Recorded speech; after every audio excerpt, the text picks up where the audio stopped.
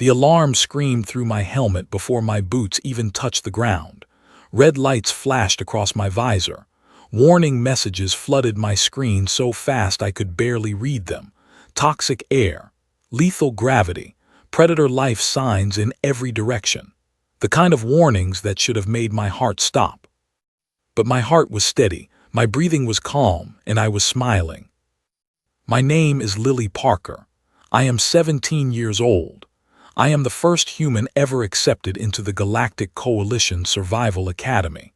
And right now, I was standing in the middle of a field that had killed every other student in my class within the first hour. 26 of them, all gone, all begging for rescue. And me, I was thinking about how the air smelled like my grandmother's farm. Let me back up. 3 minutes ago, I was sitting in a transport ship with the rest of my class. We were all heading to Examination Field 7, the most dangerous training ground in the entire coalition. Every student had to survive 72 hours alone in the Deathworld simulation.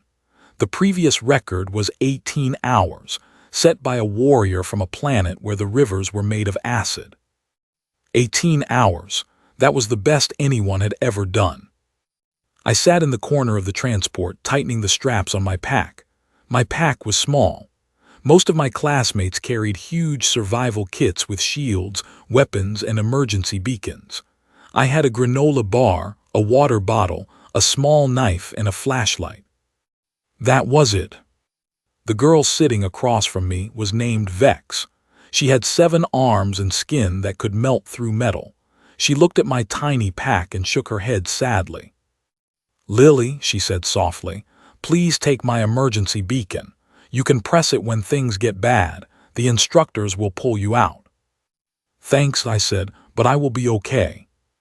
"Lily," her voice was kind but worried, "you do not understand. This place will end you. Humans are not built for this. I have seen the data on your world. Earth is so safe, so gentle. The strongest creatures on your planet weigh less than my smallest cousin." I almost laughed. I had to bite my lip to stop myself. She was talking about Earth. The same Earth where my uncle wrestled alligators for fun. The same Earth where my mother once chased a bear out of our backyard with a broom because it was eating from the bird feeder. The same Earth where my little brother got stung by 12 hornets last summer and just complained that his ice cream melted. That Earth, gentle. "I will be fine," I told her again. The boy beside her, a tall blue creature named Core, snorted. His skin was made of living silicon. He could survive in space without a suit. "She thinks she will be fine," he said to Vex. "How sweet, how tragic." I did not respond.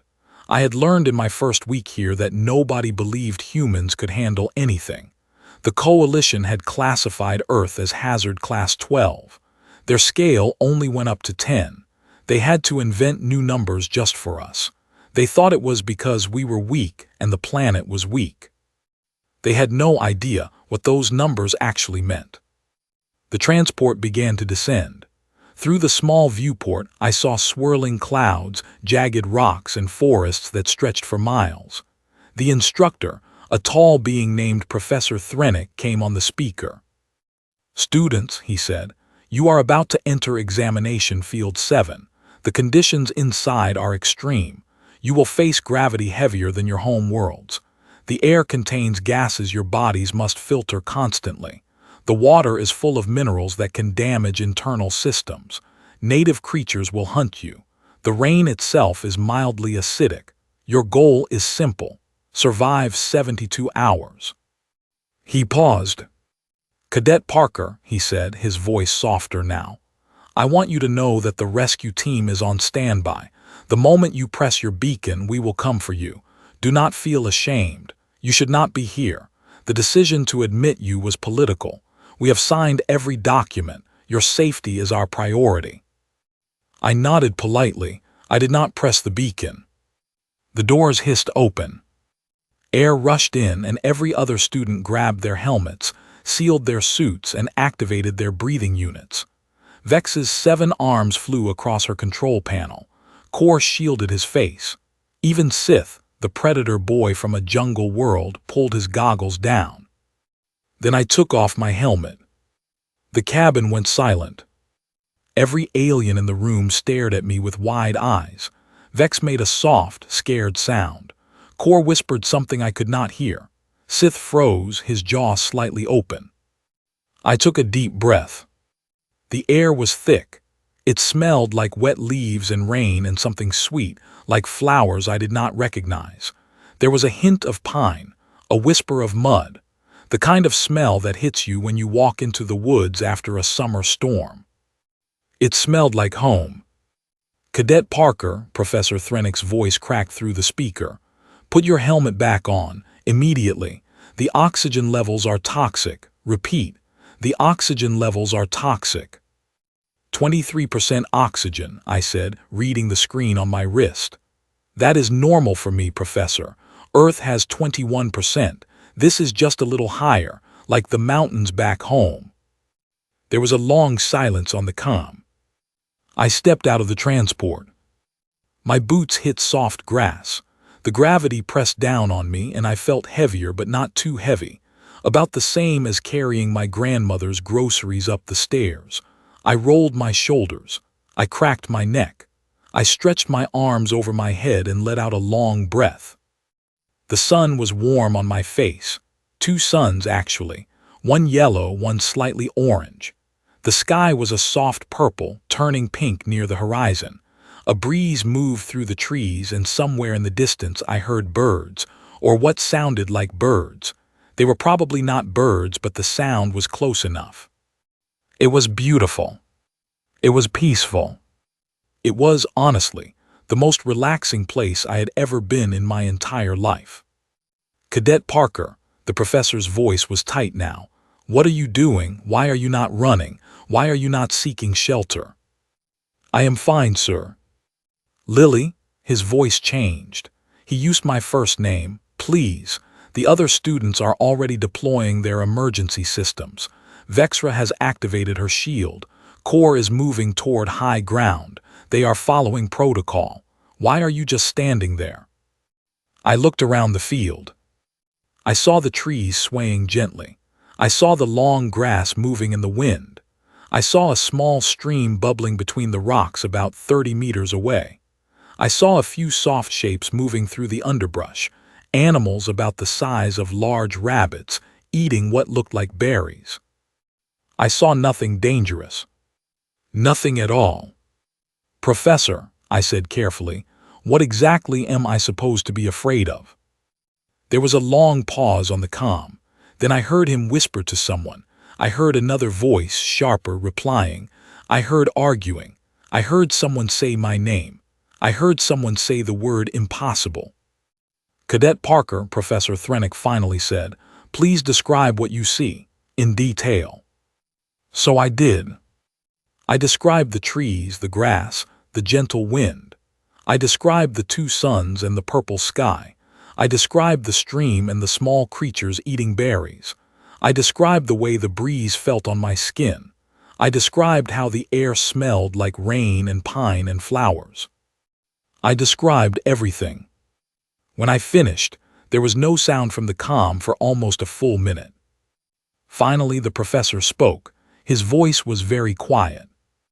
Lily, he said, did you just describe Examination Field 7 as comforting? I thought about the word. Comforting. Yes, that was the right word.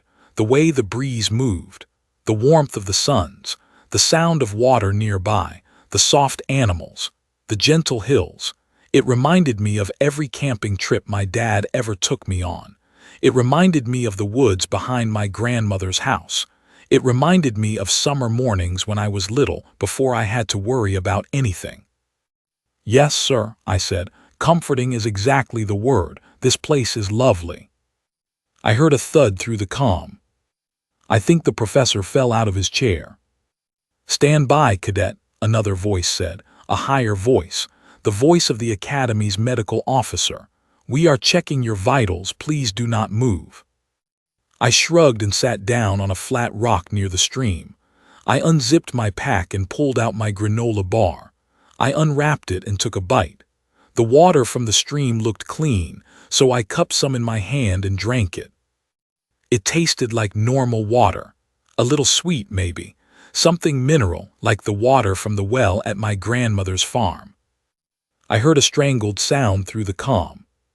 "She is drinking the water," someone said. "She is drinking the water without filtration. The water that contains 17 native bacteria. She is eating. She is sitting. She is sitting on a rock." I waved up at the sky, where I knew the observation drones were watching me. "Hi," I said. "I am fine, really. I am going to start exploring soon. Should I begin the survival exam now, or do you want me to wait?" The line went dead silent. Then, far away, on the other side of the field, I heard the first emergency beacon go off. Core, the boy made of silicon, the boy who could survive in space. His shield had collapsed. Then another beacon, then another, then 3 more all at once. I stood up slowly, my granola bar still in my hand. I looked toward the forest, toward the soft hills, toward where I knew my classmates had run. 26 beacons. Then 30. Then all of them. My entire class was calling for help. And I was the only one not in trouble. I tilted my head, listening to the sounds drifting on the wind. Far away, I heard a creature roar. It sounded like a big cat, maybe a mountain lion, but bigger. I heard wings flap somewhere above me, and a shadow passed across the grass. I looked up at the sky. A hawk or something hawk-shaped. It was hunting. "Cadet Parker," the professor's voice came back, sharp and panicked. "All other students are requesting extraction. The conditions are too severe. The rescue teams cannot deploy without ground support. The field is too dangerous." "Too dangerous for the rescue team?" "Yes, Cadet. The field is rated beyond their operational tolerance." I took another bite of my granola bar.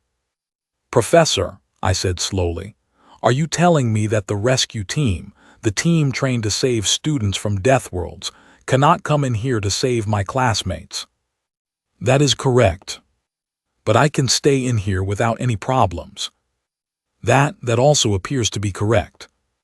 I chewed thoughtfully. I looked at the gentle stream, the soft grass, the pretty trees, the 2 warm suns, the whole peaceful, lovely field that had just taken down 26 of the most powerful young aliens in the galaxy in less than an hour. I thought about Vex, who had offered me her beacon out of pity. I thought about Core, who had laughed at me. I thought about Sith, who had pretended not to notice me at all. They needed help, they were scared, they were probably hurt. I sighed and finished my granola bar in 2 bites. I crumpled up the wrapper and tucked it into my pocket. I did not litter, even on alien planets. My mother raised me right. "Okay, Professor," I said, dusting off my hands. "Send me the locations of all the beacons. I will go get them." "Cadet, you cannot possibly." "Professor." "Yes." "Send me the locations." There was a long pause, then a soft, defeated sound. Then the locations of all 26 beacons appeared on my wrist screen, scattered across the field like fallen stars. I picked up my pack, I tightened the straps, I rolled up my sleeves. The wind moved through the trees. The sun warmed my face. Somewhere in the distance, a creature with 2 rows of teeth was probably hunting one of my classmates. I cracked my knuckles. "All right," I said quietly to nobody in particular. "Let's go camping." And I stepped into the forest, smiling. The first beacon was Vex. Her location was less than half a kilometer from my position, just past a small hill and into a thick patch of trees. According to my screen, she was not moving. Her vitals were stable but stressed. Whatever had happened to her, she was alive, but she was scared and hurt. I jogged through the grass, my boots soft on the ground. The 2 suns were still warm overhead, and the breeze still moved gently through the leaves. As I climbed the hill, I noticed something interesting. The grass got thicker. The trees got closer together. And the smell changed. It went from sweet and clean to something a little sharper, a little wilder. The smell of a forest where things lived, where things hunted. I slowed down. I had grown up hiking with my dad. He had taught me 1,000 small things. How to walk quietly, how to watch where you put your feet, how to listen for sounds that did not belong, how to feel the difference between a forest that was safe and a forest that was waking up. This forest was waking up. Something had moved through here recently, something big. I dropped lower, almost to a crouch, and moved between the trees. I kept my eyes on the ground, looking for tracks. I found them quickly. 6 prints in a row, each one bigger than my whole hand. The toes were long and ended in deep curves where claws had pushed into the soft dirt. 6 legs, big animal, heavy, recent. "Professor," I whispered into my comm, "tell me about the predators in this area." "Cadet, we strongly advise you to return to the extraction zone." "Professor, the predators." A pause, then a different voice came on. A voice I did not recognize, a female voice, sharp, direct. "Cadet Parker, this is Commander Holt. I am taking over comms for this rescue. The largest predator in your area is called a six-fang. It is approximately 4 meters long, weighs around 800 kilograms, and has 6 legs and 2 rows of teeth. It hunts in pairs. Its prey ranges from local herd animals to anything roughly your size." I nodded slowly. 800 kilograms, 2 rows of teeth, hunts in pairs. "Got it," I whispered. "Cadet, you do not have any defensive equipment. We strongly recommend." "Commander," I said, "where is Vex?" A pause, 40 meters ahead, behind a fallen tree. The 6 fangs are circling her position. I closed my eyes for 1 second, just one. I thought about my dad, about the day a coyote had walked into our campsite when I was 9. He had not panicked. He had not run. He had stood up, made himself big, made loud noises, and the coyote had backed off. Animals were the same everywhere. They wanted easy food. They did not want to fight. I picked up a rock the size of my fist. I picked up a stick about as long as my arm. I took a deep breath. Then I started moving forward, fast and quiet. I crested a small ridge and saw her. Vex was crouched behind a huge fallen tree, all 7 of her arms wrapped around herself.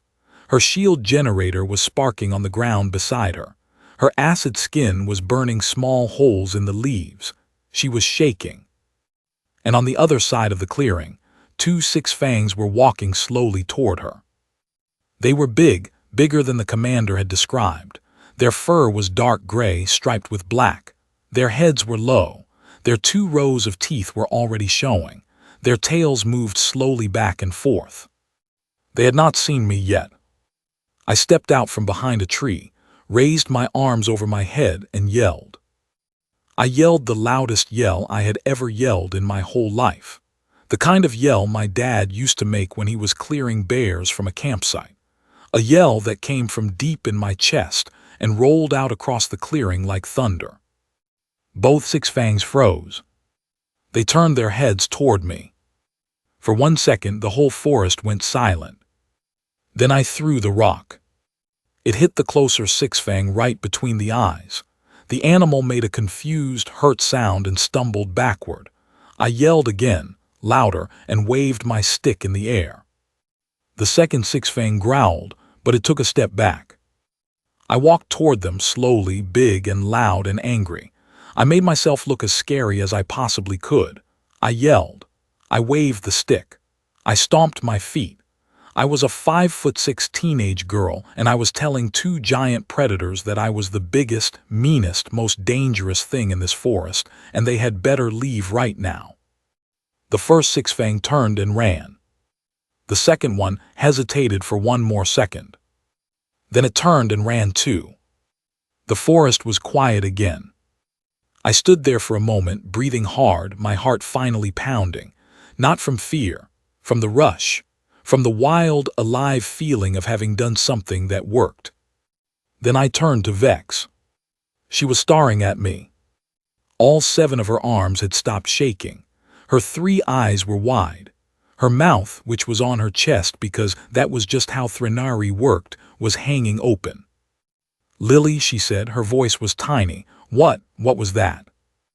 "Yelling," I said. "Animals do not like yelling. It worked better than I expected, honestly."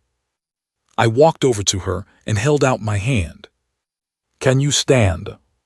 She looked at my hand. She looked at my face. She looked at the place where the 6 fangs had been. She looked back at me. "Lily," she whispered, "I think I might be afraid of you."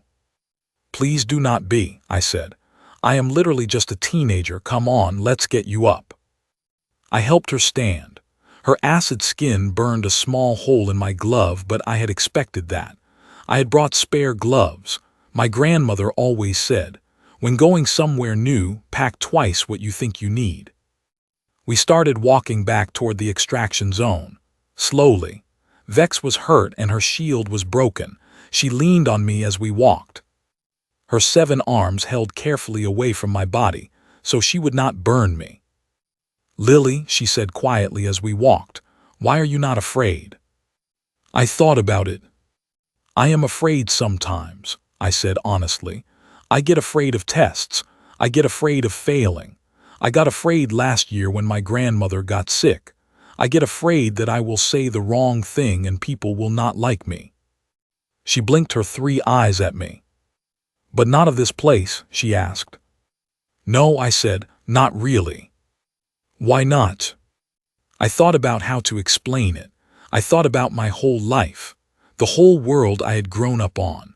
I thought about how to put it into words that an alien would understand. "On Earth," I said slowly, "everything wants to hurt you a little bit. The plants have thorns, the bugs bite, the water has germs, the sun burns your skin, the cold can freeze you, the heat can cook you, there are storms that flatten houses and shake the ground. There are animals everywhere that are bigger and stronger than us." "That sounds horrifying," Vex whispered. "It is just normal," I said. "From the day you are born, you learn how to deal with it. You learn that the bee will sting if you bother it, but it will leave you alone if you walk slowly. You learn that the river is cold, but you can swim in it if you are careful. You learn that the bear in the woods will not chase you if you make noise. You learn the dog might bite if it is scared, so you let it sniff your hand first." I paused. "You learn that the world is dangerous, but it is also beautiful, and you can be careful and brave at the same time.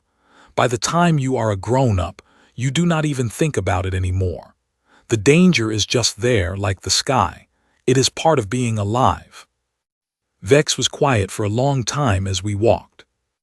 "Lily," she finally said, "how many things on Earth can hurt a human?" I laughed a little, "Almost everything, honestly." "And you live there, all of you together, with all of these things?" "Yes." "How many humans are there?" "About 8 billion. She stopped walking. I stopped too. I looked at her. Her 3 eyes were full of something I could not name. "8 billion, she whispered. 8 billion of you on a world where everything hurts you, and you all just live there together, and you go to school, and you raise children, and you laugh at things." "Yes." "Lily," she was very still, "I do not think the coalition understands what you are." I shrugged and kept walking. She followed. "I do not think we are anything special," I said. "That," Vex said softly, "is exactly the part that is going to scare them." We walked on through the forest. The 2 suns were still warm. The wind was still gentle. Somewhere in the distance, the 6 fangs had given up and gone to find easier prey. The next beacon was a kilometer away. We had 25 more classmates to find. But Vex was alive. And the day was still young. I tightened the straps on my pack and kept walking, the granola bar wrapper crinkling in my pocket, the alien sun warm on my face, the whole strange, wonderful, comforting Deathworld stretching out around me. I had work to do. The second beacon belonged to a boy named Marcus. That was not his real name, of course. His real name had 37 sounds in it. half of them clicks and whistles I could not make with my mouth. So on his first day at the academy, he had picked a human name from a list, the way exchange students sometimes do. He chose Marcus. He told me he liked the way it sounded, like a stone dropping into still water. Now Marcus was hanging upside down from a tree. Vex and I crested a small hill and saw him from a distance. He was about 10 meters off the ground, wrapped in some kind of thick, sticky vine that had wound itself around his ankles and lifted him into the air. His head pointed at the dirt. His forearms were limp. His skin, normally a deep blue, had turned almost gray. "Lily," Vex whispered, "he is not moving." "He is moving," I said. "Watch his chest." She squinted. After a moment she nodded. He was breathing slowly, weakly, but breathing. "What do we do?" she asked. I studied the vine. It was thick as my arm and a strange shade of dark red, almost black. It came down from the top of the tree in long loops, with smaller branches that ended in sticky pads. The pads were what had grabbed Marcus. He had probably stepped on one without seeing it, and the whole vine had snapped upward, yanking him into the air. A snap trap plant. We had something like it on Earth, in the swamps down south, except ours were small enough to catch flies. This one was big enough to catch a person. "I need to climb up," I said. Vex made a small, scared sound. "Lily, those vines are alive. They will catch you too." "Maybe," I said, "but they have to react. They are slow. Watch." I picked up a long stick from the ground and threw it at one of the lower vines. The sticky pad on the end whipped sideways and grabbed the stick. The whole vine shuddered, then started slowly pulling the stick upward. Slow, the vine was very slow. "Stay here," I told Vex. "If something goes wrong, run back the way we came. Do not try to help me." "Lily." "Vex, please." She nodded. I walked toward the tree. I moved carefully, watching every vine, every pad. I picked my path like my dad had taught me when we hiked through brambles. Slow steps, light feet, eyes on the ground and the air at the same time. I reached the trunk of the tree without touching a single vine.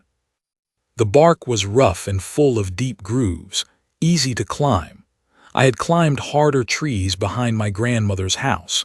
I tucked my knife into my belt, took a deep breath and started up. The bark cut into my palms a little. The gravity was heavier than Earth and my arms started burning by the 3rd meter, but I kept going, hand over hand, foot by foot. When I reached the branch where Marcus was hanging, I crawled along it carefully. The vine that held him was attached to the branch with a thick, woody knot. I pulled out my knife and started sawing.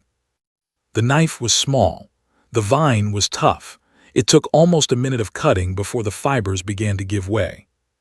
Halfway through, the vine started to move. I felt it twitch under my knife. Then the whole branch shuddered. The plant had figured out I was there. A second vine, one I had not seen, came whipping toward me from above. I ducked and it slammed into the branch where my head had been, splintering wood. I cut faster. The first vine was almost through. The second vine pulled back and came at me again. I rolled sideways, almost falling off the branch. The vine missed me by inches. I heard Vex scream from the ground. "Lily!" I sawed harder. The first vine snapped. Marcus dropped. I had not thought about what would happen when he fell. He dropped 10 meters straight down toward the ground. But Vex was already moving. All 7 of her arms shot out and she caught him. 3 arms wrapped around his shoulders. 3 arms caught his hips. The 7th arm braced against the ground. She grunted from the impact, but she held him. I scrambled back along the branch, jumped to a lower one, and slid down the trunk so fast I tore the front of my shirt. I hit the ground hard, rolled, and came up running. The second vine was still whipping around the tree, looking for me. I grabbed Vex's shoulder. "Run." We ran. She carried Marcus with 4 arms and used the other 3 to push branches out of our way. I led, looking back every few seconds. The vines could not follow us. They were rooted to the tree. But for a long minute I could hear them moving behind us, slapping the ground, looking for what they had lost. Then we were over the next ridge, and the tree was out of sight. We stopped in a small clearing and laid Marcus on the ground. His blue skin was still gray. His 4 arms were still limp. I knelt beside him and pressed my fingers to his neck. There was a pulse, slow, weak, but there. "He is alive," I said. "What was wrong with him?" Vex asked, her voice shaking. "Why did he go gray?" I looked at his ankles, where the vines had wrapped him. There were small red marks where the sticky pads had touched his skin. The marks were swollen. A little bit of clear liquid was leaking out. The pads had stung him, some kind of poison. I dug into my pack and pulled out a small bottle. My med kit was tiny, but I had brought the basics: water, bandages, a small bottle of activated charcoal pills my mom had insisted I bring. "Vex," I said, "lift his head." She did. I crushed 2 charcoal pills into powder, mixed them with a little water in my hand and put it on his lips. Most of it dribbled down his chin, but some of it went in. I watched his face. For a long moment, nothing happened. Then his throat moved, a small swallow, another. Then his eyes flickered open. They were yellow, bright yellow like little suns. He looked at me for a long second, confused. Then he looked at Vex. Then he looked at the sky. "Where?" he whispered. "Where is the tree?" "Behind us," I said. "We got you out." "You," he blinked slowly. "You climbed it." "Yes." "While it was alive." "Yes." He stared at me. Then he tried to sit up. He could not. His arms were too weak. "Rest," I said. "The poison should wear off in a few minutes. Do not move yet." "How do you know it will wear off?" Vex asked. I shrugged. "It is plant poison. Plant poisons usually wear off if you keep the person breathing and clean. The charcoal helps soak up what is left in the stomach. My uncle taught me that when I ate the wrong berries on a hike when I was 8. "You ate the wrong berries?" "Yes." "And you survived?" "Obviously." Vex stared at me. Marcus stared at me. The whole alien forest seemed to stare at me. I pulled out my water bottle and took a drink. It was warm now. The 2 suns had been beating down on it in my pack. I did not mind. Warm water was still water. "How long did it take," Marcus whispered, "for the berries to wear off?" "I was sick for 2 days," I said. "Then I was fine." "And then?" "Then my mom yelled at me, and I did not eat strange berries again." Marcus closed his eyes. I could not tell if he was smiling or crying. Maybe both. After a few minutes, he could move his arms again. After a few more minutes, he could sit up. We helped him stand. He was still weak, but he could walk if Vex supported him. 24 left, I said, checking my wrist screen. "Let's keep moving." The next beacon was deeper in the forest. The path led down into a narrow valley where the trees grew closer and the ground was full of twisted roots. We moved carefully. The 2 suns were starting to dip lower in the sky now, and the light was turning golden. It would be evening soon. The shadows under the trees were getting long. "Lily," Vex said as we walked, "why are you doing this?" "Doing what?" "Helping us. We were not kind to you. Kor laughed at you. Sith ignored you. I tried to give you my beacon out of pity, but I never invited you to sit at my table. None of us ever made you feel welcome. And now you are saving our lives." I thought about it. "You are my classmates," I said simply. "That is not a reason." "It is a reason on Earth." She was quiet for a while. "Lily," she said finally, "on my world we have a saying. The strong protect the strong and the weak protect each other. There is no third option. The strong do not protect the weak. It would be wasteful. The weak cannot protect the strong. It would be impossible." "That is a sad saying." "It is just true." "Vex," I said carefully, "I am not strong by your standards, and you are not weak by mine. We are just people, different kinds of people, people help each other. Why? Because if we do not, then nobody does, and the world gets darker. She did not answer. We walked on. The valley deepened, the trees grew thicker, the light grew softer. Marcus was getting his strength back, and after a while he could walk on his own. He did not say much. He just watched me, watched everything I did, the way I moved, the way I scanned the forest, the way I stopped to listen every few minutes. Once when we paused to rest, he said quietly, "Lily, why did you come to our academy?" "To learn." "What did you want to learn?" I smiled.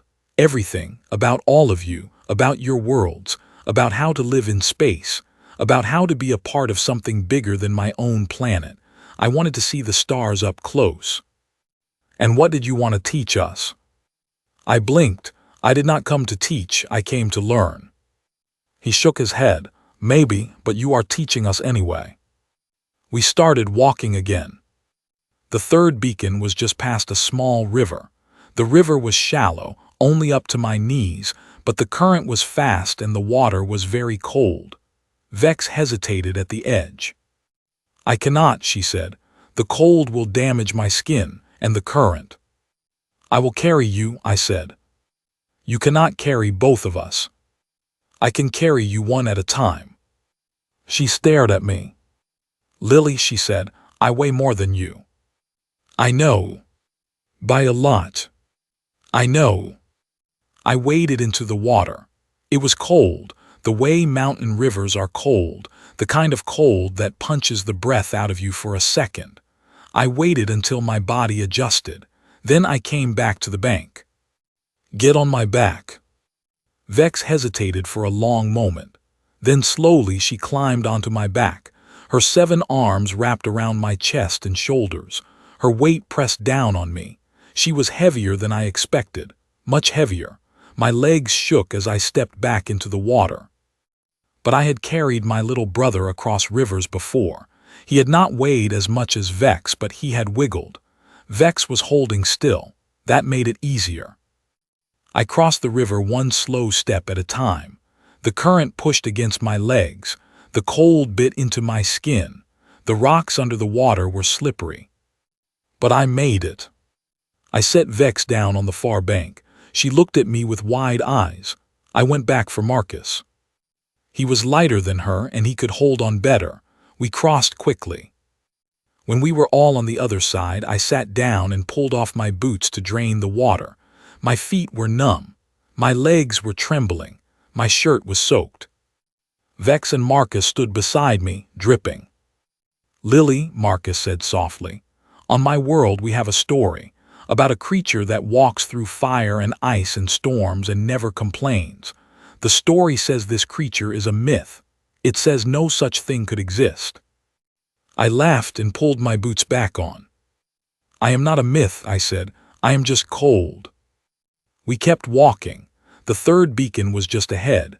Behind us the river flowed on, indifferent. Above us the 2 suns were setting, painting the sky in deep orange and purple. The first stars were starting to appear. Strange stars, stars I did not recognize. I looked up at them as we walked.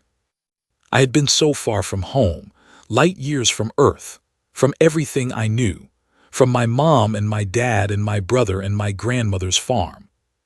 But somehow, walking through this strange forest, with 2 aliens leaning on me, looking up at strange stars, I did not feel far from home at all.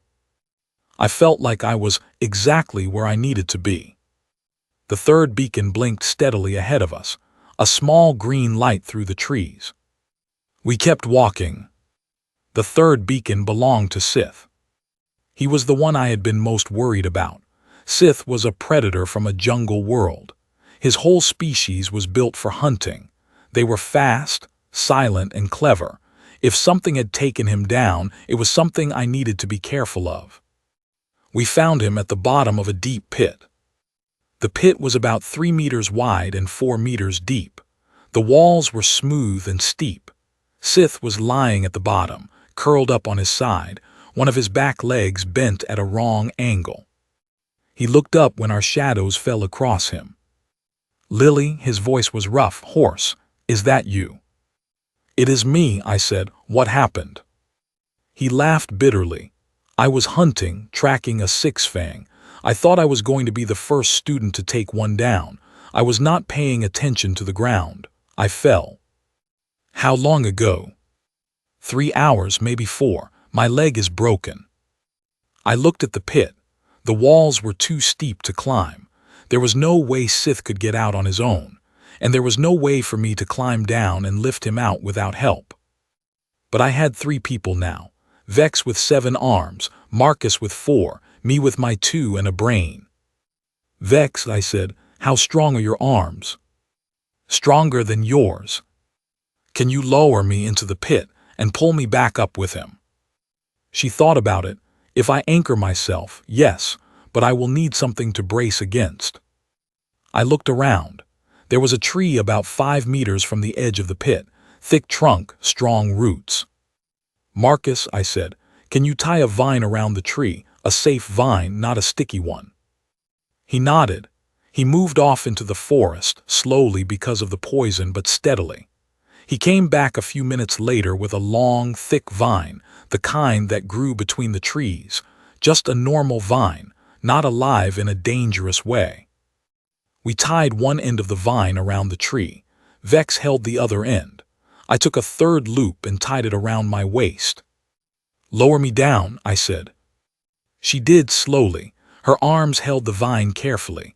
I walked backward down the wall of the pit the way climbers do on Earth. The walls were smooth, but my boots had grip. My waist was secure. The vine held. I reached the bottom and knelt next to Sith. His leg was bad. The bone was not sticking out, which was good. But the knee was bent the wrong way and the skin around it was swollen and dark. He had been trying to crawl out. There were scratch marks on the wall where he had tried to climb. He had given up hours ago. "Sith," I said gently, "I am going to splint your leg. It is going to hurt. Just do it." I pulled out the small first aid kit from my pack. Bandages, a small folding splint, the kind hikers carry, 2 strong straps. I had never set a broken leg before, but my dad had taught me the basics. Stabilize the bone. Do not try to set it perfectly, just keep it from moving. I worked carefully. Sith hissed once when I straightened the leg slightly, but he did not cry out. Predator pride. His species did not show pain. When I was done, the leg was wrapped tight. The splint held it straight. He could not walk on it, but it would not get worse. "Okay," I said. "We are going to get you out. I am going to lift you. Vex is going to pull us up. It is going to hurt. I am sorry." "Just do it, Lily." I lifted him. He was heavier than I expected, maybe 70 kilograms of muscle and bone. I got him over my shoulder, his good leg dangling, his bad leg held carefully against my chest. I tightened the vine around my waist with one hand and tugged it twice. Vex pulled. Slowly we rose up the wall of the pit. The vine creaked. My back burned. Sith was breathing hard against my ear, trying not to make noise. We reached the top. Marcus and Vex pulled us over the edge and onto the dirt. We collapsed together in a heap. I lay on my back for a long moment, just breathing. The 2 suns had almost finished setting. The sky was deep purple. The first moon was rising, big and pale and beautiful. "Lily," Sith's voice was soft. "Why?" "Because you are my classmate," I said. "I never spoke to you. Not once. In 3 months at the academy, I never said a single word to you. I treated you as if you did not exist." "I know." "Then why?" I sat up slowly. I looked at him in the fading light, his sharp face, his golden eyes, the proud line of his jaw, even now, even hurt. "Because you exist," I said. "That is enough." He was quiet for a long time. We rested for a few minutes. Then we kept moving. Sith could not walk, but Marcus and I made a stretcher from 2 long branches and Vex's outer cloak. We carried him between us. The next beacon was 400 meters away. Then the next, then the next. Through the long evening we moved through the forest. We picked up student after student. A girl named Tara, whose silver skin had cracked from the dry mountain air. A boy named Dane, who had been chased by a flock of sharp-beaked birds and was hiding in a cave. A small alien named Pip, who had fallen into a stream and could not get out because their species could not swim. I waded in for Pip. The water was cold again. I did not mind. We grew. 2 became 4. 4 became 8. 8 became 15. We moved together, a strange line of bruised and frightened students, all following one tired teenage girl with a scratched face and dirt on her clothes. Marcus walked beside me most of the time. He had recovered his strength and he had taken to scouting ahead, his sharp blue eyes catching things mine missed. We made a good team. "Lily," he said quietly once as we walked between 2 big rocks, "how do you keep going?" "What do you mean?" "You have been moving for almost 10 hours. You have climbed a tree. You have crossed a river twice. You have lifted Sith out of a pit. You have carried Pip out of a stream. You have run from 6 fangs. You have fought off birds. You have cut through vines. You should be exhausted." "I am exhausted." "Then why do you keep going?" I thought about my answer for a while. "On Earth," I said, "we have an old saying, when you are tired you can rest. When you are done you can stop, but until then you keep going." "That sounds simple." "It is simple." "So why does it sound so impossible?" I looked at him. The first moon was high now and a second moon was rising, smaller and paler. The light fell across his blue face, turning him silver. He looked tired, brave, younger than he had looked yesterday. "Marcus," I said, "it is not impossible, it is just practice. You do it, then you do it again, then you do it again, and one day you do not even think about it anymore. You just do it, because the alternative is to stop and you cannot stop because there are people who need you." He was quiet for a long time. "Lily," he said finally, "I have spent my whole life thinking that I came from a tough world. I thought I knew what tough meant."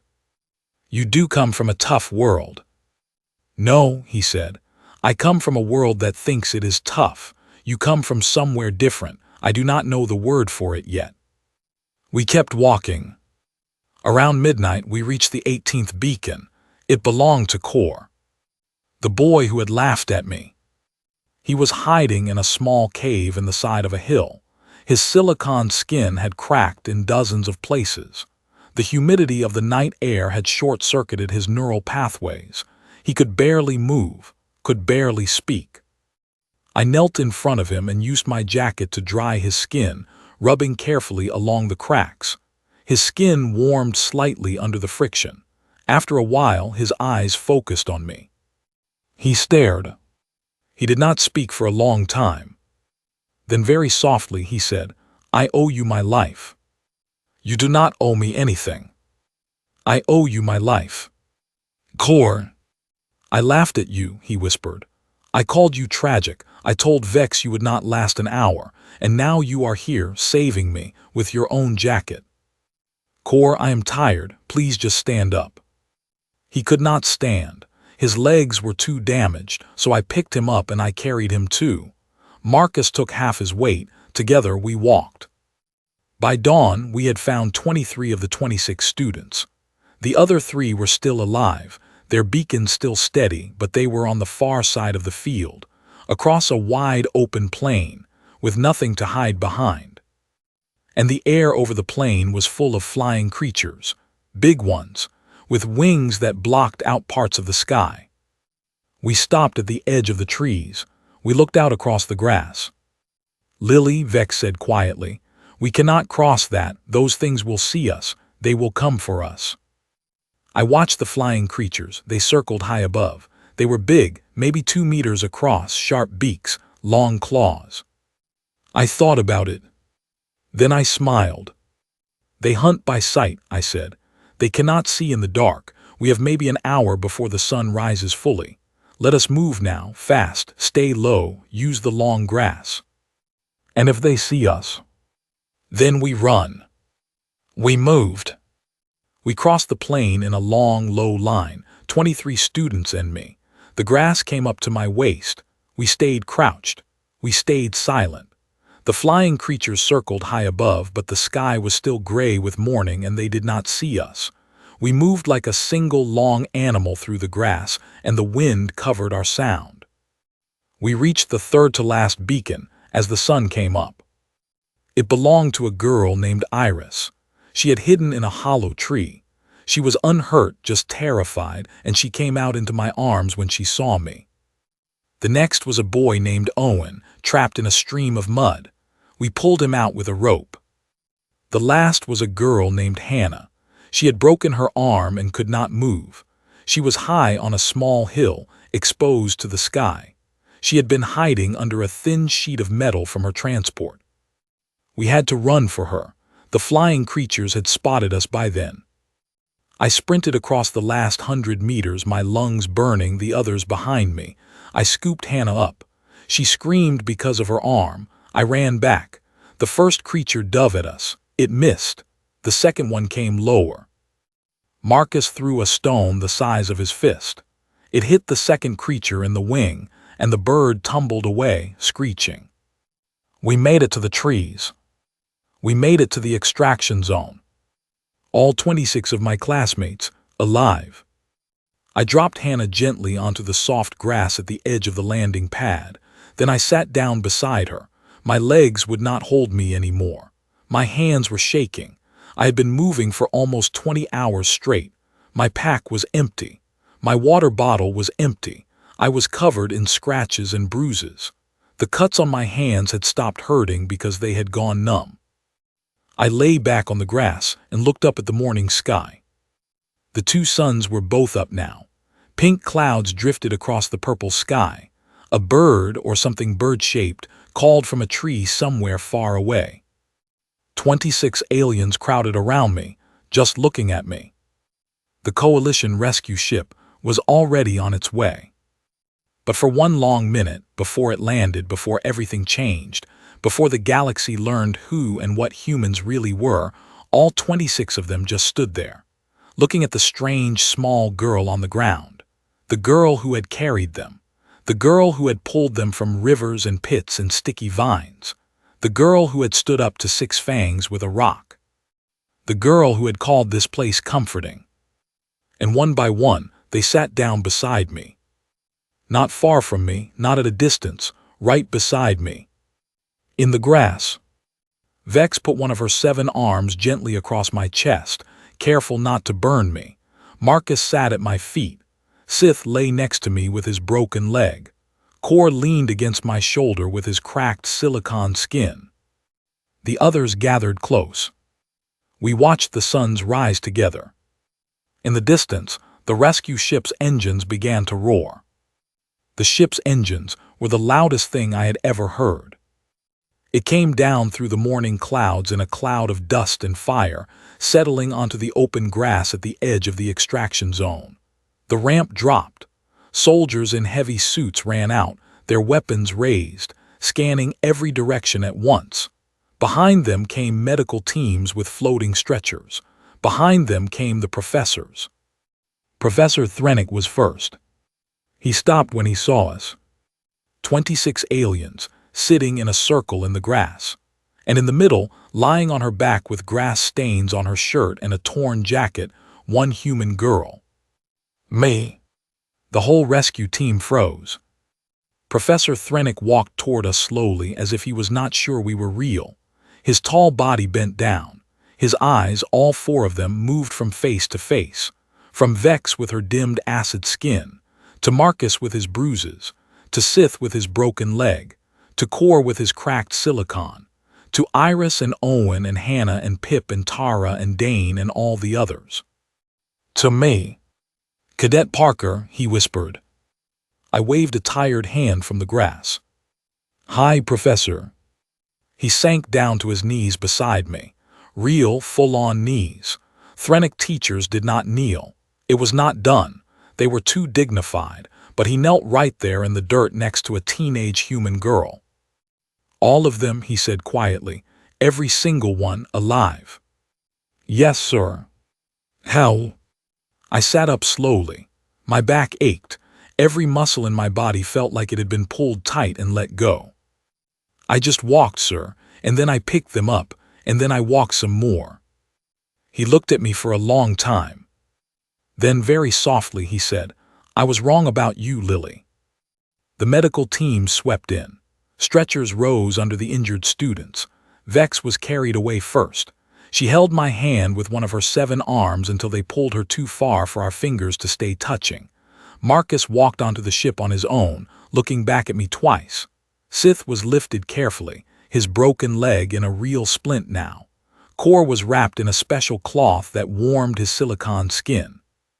One by one, my classmates went up the ramp. A medic came to me. She held up a scanner. She looked at her readings. Her face changed 3 different colors. Cadet Parker, she said carefully, your vital signs are normal for your species. I know. You should be in critical condition. I am just tired. You are dehydrated, you have minor cuts, you have bruises, you have been awake for 24 hours, but you are not dying. No.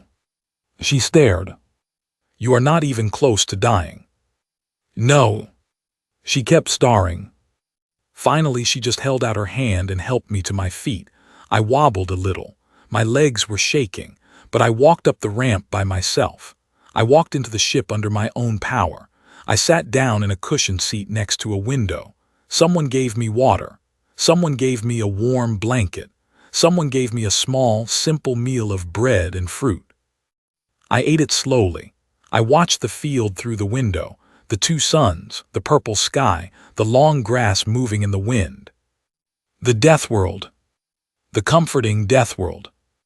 The ship lifted off and the field fell away below us, and then the clouds swallowed it, and then we were in space, and then we were heading home. I leaned my head against the window and fell asleep. I slept for 16 hours. When I woke up, I was in the Academy Hospital.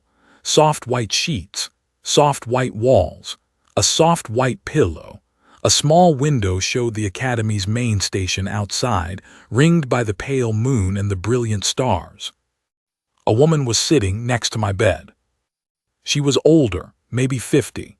She had dark hair and sharp eyes. She wore a simple gray uniform with a single silver pin on her chest, the symbol of the Galactic Council, the highest rank in the Coalition. Lily, she said, I am Commander Holt. We spoke briefly during the rescue. I remember. How do you feel? Stiff, hungry, confused. She smiled. It was a small smile, but a real one. I will have food brought. As for the confusion, I am here to answer some of it. She poured a glass of water from a pitcher on the table. She handed it to me. I drank it slowly. Lily, she said, what you did out on Field 7, do you understand what it means? I helped my classmates. You did more than that. You did something that has never been done before, not in the entire history of the Galactic Coalition Survival Academy. No student has ever rescued another student from Examination Field 7. No instructor has ever even been able to enter and recover students alive without losing a member of the recovery team. The field was designed to be too dangerous for sustained activity. Oh. Yes, oh. She set the pitcher down. Lily, the council has been meeting since the moment you brought your classmates back. 26 straight hours of discussion. They are still discussing. There is a great debate happening right now about what to do with what we have learned. What you have learned about what? About humanity. I waited. She leaned forward. Earth was classified Hazard Class 12 when we first surveyed your world. Off the chart. We assumed this was a measure of how dangerous Earth was to humans. We assumed your species must be barely surviving. Your numbers are large, yes, 8 billion. But on a world like that, we thought you were lucky to maintain even those numbers. I see. What we have just learned, Lily, is that the Hazard Class 12 does not measure the danger to your species at all. It measures the danger Earth would pose to any of us. To us. She stopped for a moment, choosing her words carefully. What we have learned, Lily, is that humans are not surviving Earth. Humans are thriving on Earth. You walk through it the way I walk through my office. You drink its water without filters. You breathe its air without masks. You eat its plants and animals. You build cities in its hardest places. You have children there. Your children play in its forests and swim in its oceans and chase its dangerous animals for fun. Some of those are jokes, I said. We do not all chase dangerous animals. But some of you do, for sport, for fun.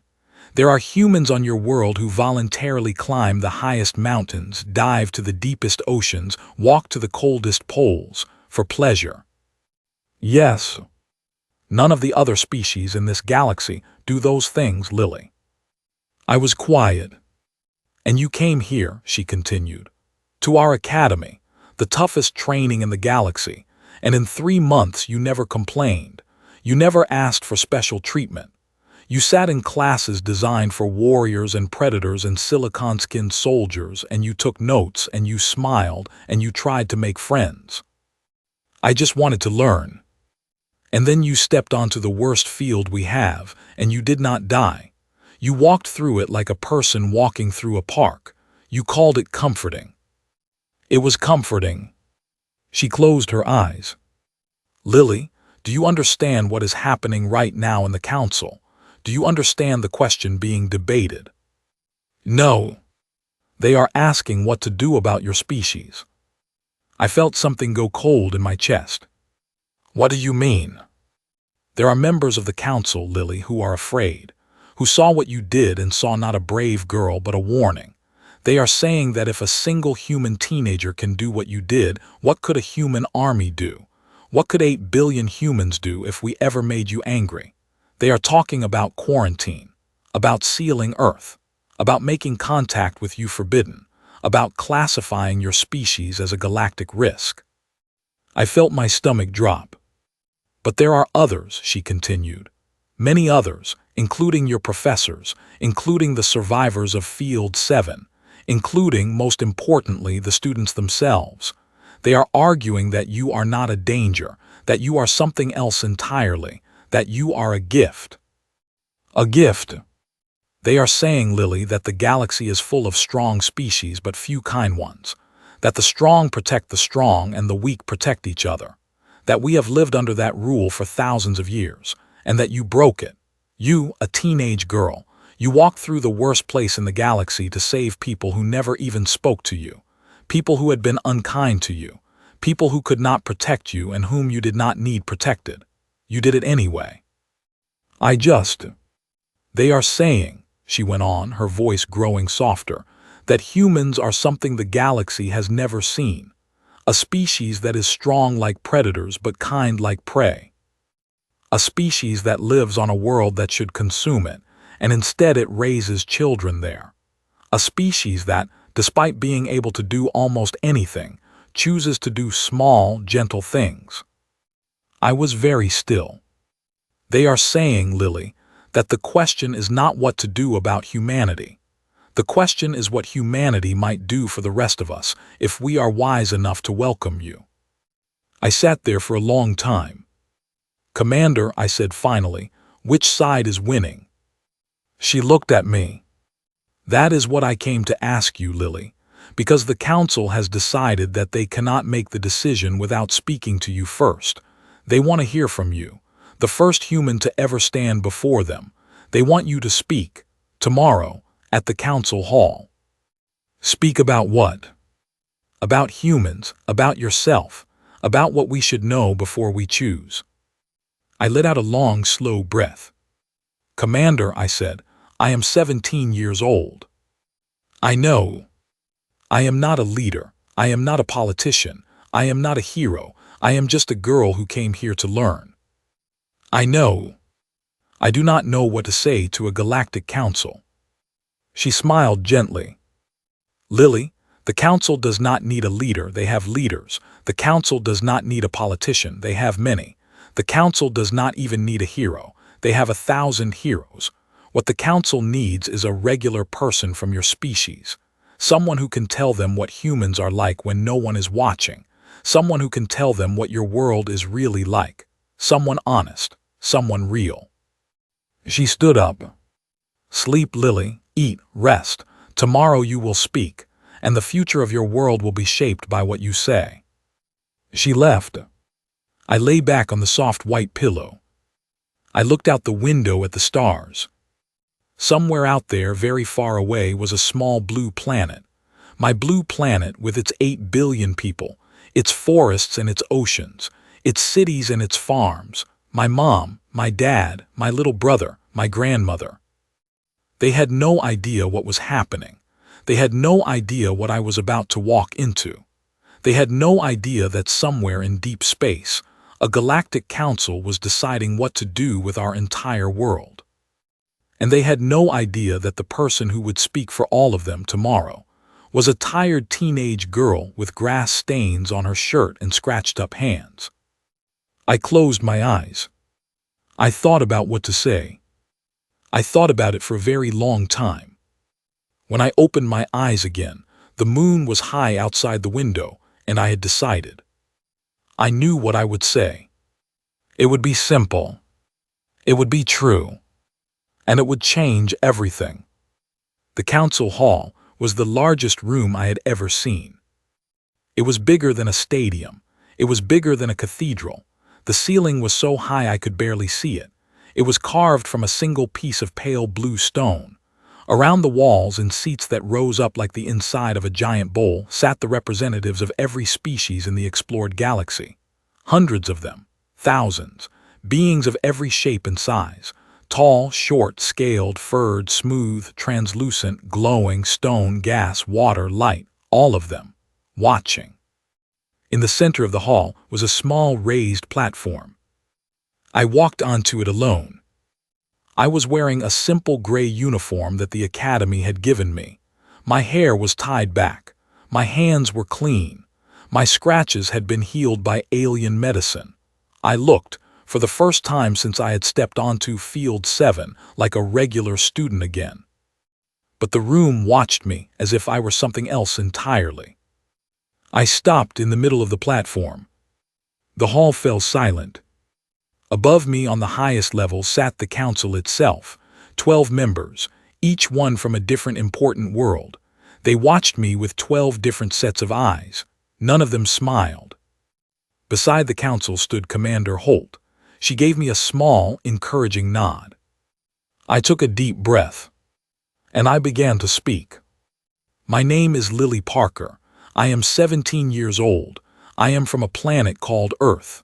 3 days ago, I walked into a place called Examination Field 7, where my entire class had been hurt. I helped them. Now you have asked me to speak to you about my people. I paused. I have been thinking about what to say. I am not a leader. I am not a teacher. I am just a girl, so I will not try to give you a great speech. I will just tell you the truth about my world. I looked around the hall. My world is dangerous. Some of the council members nodded slowly. They had read the reports. Yes, Earth has things that can hurt us. The plants have thorns, the bugs bite, the water has germs, the sun burns our skin, the cold can freeze us, the heat can cook us. There are storms that flatten houses and break the ground apart. There are creatures bigger and stronger than we are. I continued. On Earth, my grandmother lives on a small farm. She is 87 years old. She works in her garden every day. She grows vegetables in soil that has bugs in it. She fights off animals that try to eat her crops. She walks down to a creek to fetch water sometimes, even though she has a tap because she likes the walk. She has been bitten by snakes twice in her life. Both times she walked herself to the doctor. Both times she went back to the garden the next week. I paused again. My little brother is 8. Last summer he climbed a tree in our backyard. He fell out of it and broke his arm. He cried. My mother fixed his arm with a cast. 2 months later he climbed the same tree again. A small ripple went through the hall. My father runs a business. He works hard. He has worked through storms and through blizzards and through power outages. He has driven home in floods. He has shoveled snow off our roof to keep it from falling. He has done these things and many other things, and he does not think he is brave. He thinks he is just a regular man, doing his job, taking care of his family. I looked up at the highest seats. My mother is a nurse. She has helped sick people her whole life. She has been bitten and scratched and exposed to every illness there is. She has worked nights and days. She has come home crying from things she has seen, and she has gone back the next morning. I let the words settle. My grandfather served in 2 wars before I was born. He is gone now. But before he passed, he taught me how to fish, and how to fix a fence, and how to whistle, and how to start a fire with 2 sticks. He taught me that the world is big and hard, but that people are stronger than the world if they help each other. I took a slow breath. This is my family. We are not special. We are not warriors. We are not chosen. We are just regular people from a regular town on a regular planet. There are 8 billion of us, and most of us are exactly like my family. We all have a grandmother somewhere. We all have a little brother climbing trees. We all have a father shoveling snow. We all have a mother going back to work. I looked around at the hall. You ask me what humans are. I will tell you. Humans are people who get up in the morning, even when they are tired. Humans are people who go to work, even when it is hard. Humans are people who raise children on a planet that hurts them, and we do it because we love each other, and because we love being alive, and because we cannot imagine doing anything else. I paused. You ask me what humans are. I will tell you. We are not strong because we want to be strong. We are strong because we have to be. We are kind because we choose to be. We are not afraid of difficult worlds because every world we have ever known has been difficult. To us, this is just what life is. You are born, the world is hard, you make it through. You help the people next to you make it through too. You laugh sometimes, you sing songs, you have children, you grow old, you pass on what you learned. That is all there is. The hall was completely silent.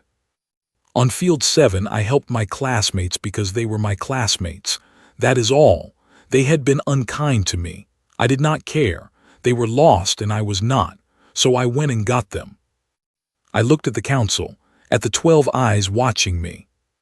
I have heard, I said carefully, that some of you are afraid of my people, that you think we might be dangerous, that you are wondering whether to keep us locked away on our world. A few council members shifted in their seats. I want to tell you the truth, I said. We are dangerous in a way, not because we want to hurt anyone, but because we will not stop. We do not stop when we are tired. We do not stop when we are scared. We do not stop when we are hurt. We just keep going. There are 8 billion of us, and we are all like that, every single one. The grandmother, the brother, the father, the mother, the grandfather, every single one. We are a species that does not stop. I let that sit for a moment. But we do not want to fight you. We do not want to take your worlds.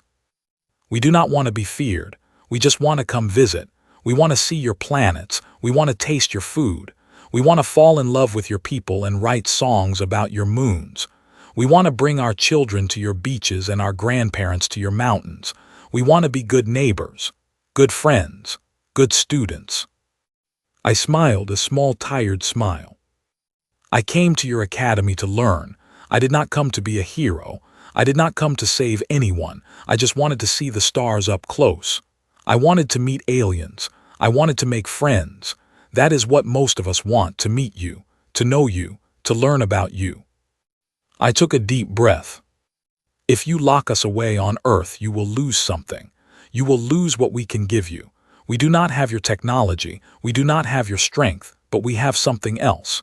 We have the way our grandmothers smile, the way our children laugh, the way we sing in the rain, the way we sit on porches in the evening and watch the sun go down with each other. We have love, I said. Quiet, regular, everyday love, the kind that fills small houses, the kind that gets you through hard winters, the kind that holds families together for generations. That is what we have to give you. That is what we are. I looked up. I am not asking you to like us. I am not asking you to trust us right away. I am only asking you to give us a chance, to meet us, to know us, to let us be your neighbors. I took one last breath. I cannot promise that we will always do everything right. We will make mistakes. We will mess up. We will say the wrong thing and break things and need to apologize. We are not perfect, but we will try, and we will keep trying, because that is what humans do. I stepped back from the front of the platform. Thank you for listening. The hall was silent. For one long second. Then Vex stood up. She was in the second row with the other survivors of Field 7. All 26 of them were there, watching. She rose up out of her seat. All 7 of her arms hung at her sides. Her 3 eyes were on me. She started clapping. It was a strange sound. Threnari do not normally clap, but Vex had learned the human gesture from me. She had practiced it secretly for weeks. And now she clapped, slowly at first, then faster. The sound filled the hall. Marcus stood up next. Then Sith, then Kor, then Iris, then Owen, then Hannah, then Pip and Tara and Dane and the others, all 26 of them standing, clapping. Some of them did not have hands. They made the sound in other ways. They tapped their feet. They hummed. They flashed their lights. Then Professor Thrennick stood. Then the other professors. Then the students in the higher seats. Then the soldiers along the walls. Then the council members, one by one, slowly but they stood. The whole hall was on its feet. The whole hall was making sound. And I just stood there in the middle, a teenage girl in a gray uniform, watching the galaxy welcome my people. I did not cry. I had never been a crier, but my eyes felt warm and my hands shook a little, and I had to bite my lip to keep my face calm. The vote was held that same afternoon. The council voted unanimously. Earth was admitted into the Galactic Coalition as a full member world. Our hazard classification was changed. We were no longer Hazard Class 12. We were given a new classification, one created just for us. The classification was called Origin World, Sapient Thrivers. The word was new. They had to invent it because nothing in their language fit what we were. I went home for 2 weeks after that. The Coalition gave me a small ship. It traveled fast. I made it home in 8 days. My family did not know I was coming. I walked up the long dirt road to my grandmother's farm with the sun setting behind me.